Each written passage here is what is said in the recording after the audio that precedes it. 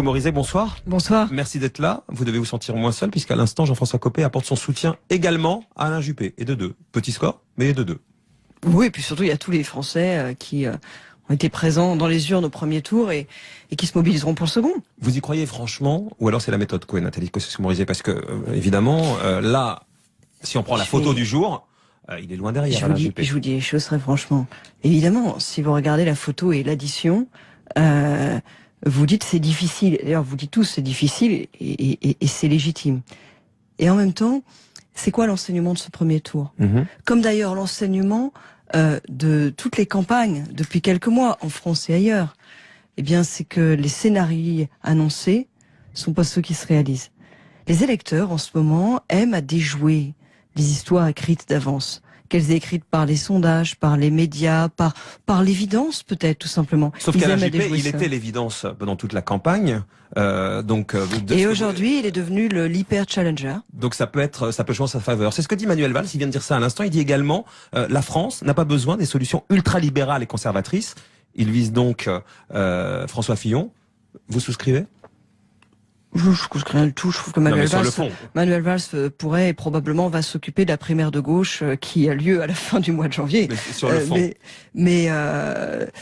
Moi, si j'ai rejoint pour ce second tour les équipes d'Alain Juppé, c'est par cohérence. C'est-à-dire que en politique, vous savez, il y a beaucoup de gens qui courent vite.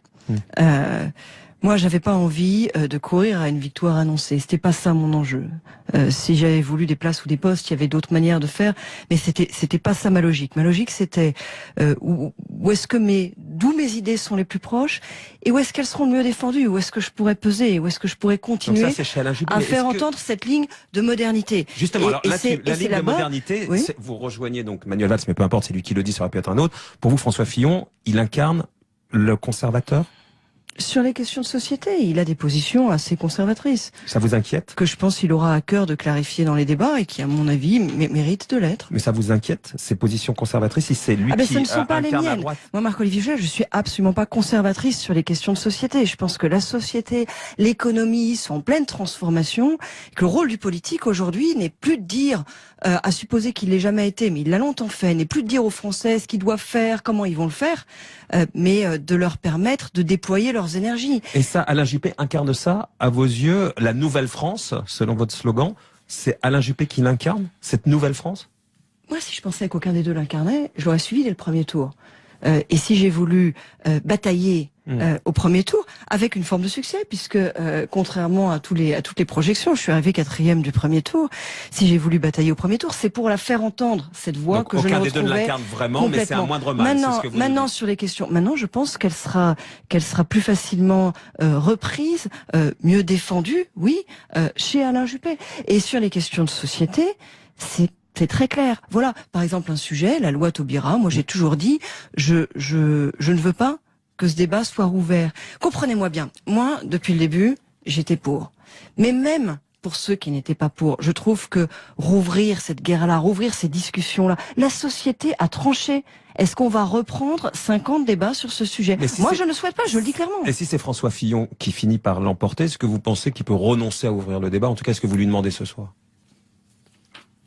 Je pense que c'est quelque chose qui devra être présent dans le débat entre jeudi soir, par exemple, parce qu'il y a clairement des clarifications à apporter. Il y a dans les soutiens de François Fillon des personnes qui défendent cette idée et qui vous diront qu'ils considèrent qu'il est engagé à ça. Donc je suis sûr qu'il aura à cœur de répondre.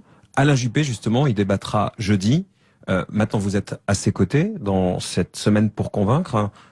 Il faut qu'il rentre dans le match. Il s'était quoi, baladurisé avant le premier tour? Baladurisé? Je pense que le premier tour, une élection à 2 tours, en fait, c'est pas un premier épisode avec une suite. C'est 2 élections très différentes. Le premier tour, ça a été une histoire dans laquelle, pour beaucoup de Français, la question c'était est-ce que Nicolas Sarkozy peut revenir? Il y en avait beaucoup qui voulaient pas. Et ça s'est beaucoup joué autour de ça. Et il y a un moment où les sondages, il y a une dynamique qui a laissé penser que François Fillon, le vote François Fillon pouvait participer aussi de cette logique-là. Le deuxième tour, c'est une histoire complètement différente. C'est un choix entre 2 lignes politiques. Voilà, moi je le dis, je suis pas une conservatrice.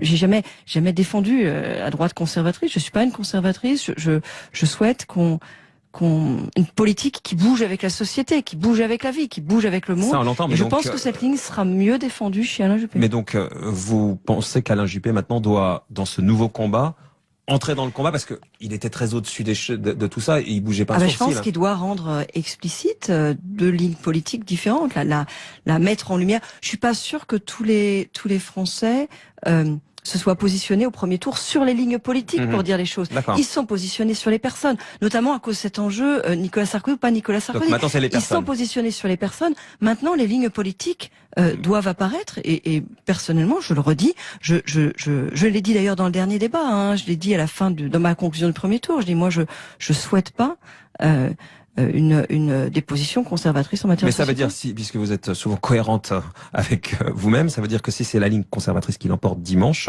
vous ne pourrez plus jouer aucun rôle dans cette droite-là, Nathalie Kosciusko-Morizet? Mais la droite, c'est une association de sensibilités, ça l'a toujours été, avec des sensibilités différentes.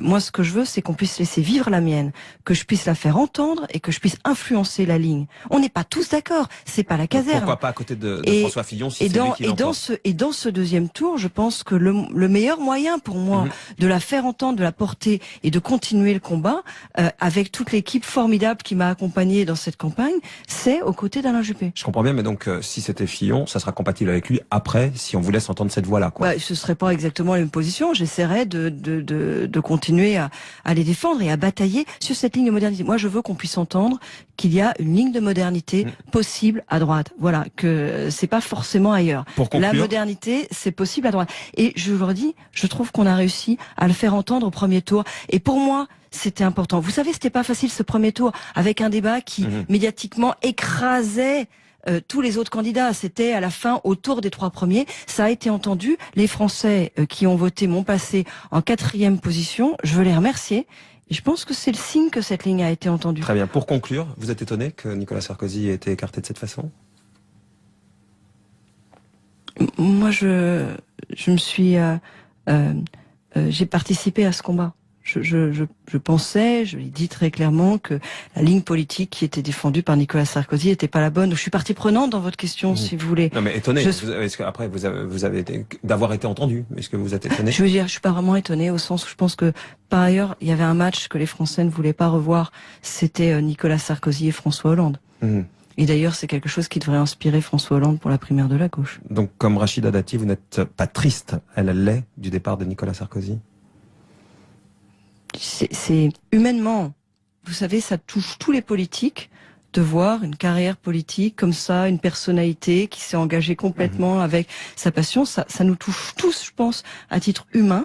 De voir que voilà, maintenant c'est une page qui se tourne, mais sur la ligne politique, ma position elle reste la même. Je ne voulais pas de cette ligne politique, je l'ai combattue. Je suis heureuse que les Français aient écarté cette ligne politique. Merci Nathalie Kosciusko-Morizet. Justement à propos de Nicolas Sarkozy, on vous amène en coulisses le premier jour du reste de sa vie. Tenir son père lorsqu'il a vu que les résultats n'étaient pas bons, tous réunis en petit comité au dernier étage de son QG de campagne.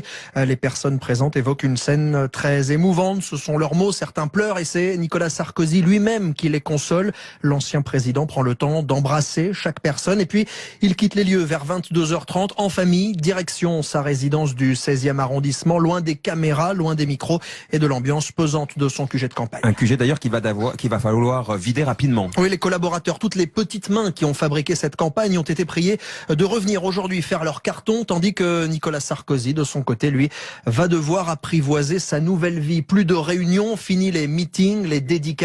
Alors il a tenu néanmoins ce midi à réunir une dernière fois son équipe de campagne, un déjeuner dans ses bureaux d'anciens présidents, rue de Miroménil, pour les remercier, leur expliquer qu'il avait cette fois bel et bien décidé de raccrocher. Et puis, comme tous les jours de la semaine, il est allé ensuite courir, un retraité presque comme les autres. Ses proches jurent qu'il n'y aura ni coup de blues, ni déprime.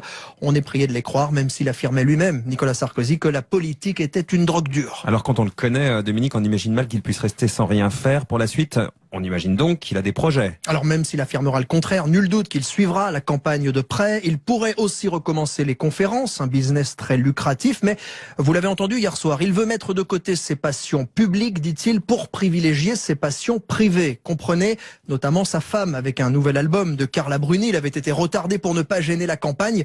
Il va finalement pouvoir sortir avec sans doute à la clé une nouvelle tournée. Parmi les spectateurs, Nicolas Sarkozy, ça nous rappelle déjà des souvenirs. Mais son autre grande passion, c'est le football. Voilà ce qu'il disait en 2013 à son fils. Si je perds l'élection en 2017, je deviens président du PSG. Ce sera donc peut-être au service des sports désormais de suivre l'actualité de Nicolas Sarkozy. Très bien, on va dire ça à Christian Olivier. Merci. Les coulisses de l'actualité, t'es signé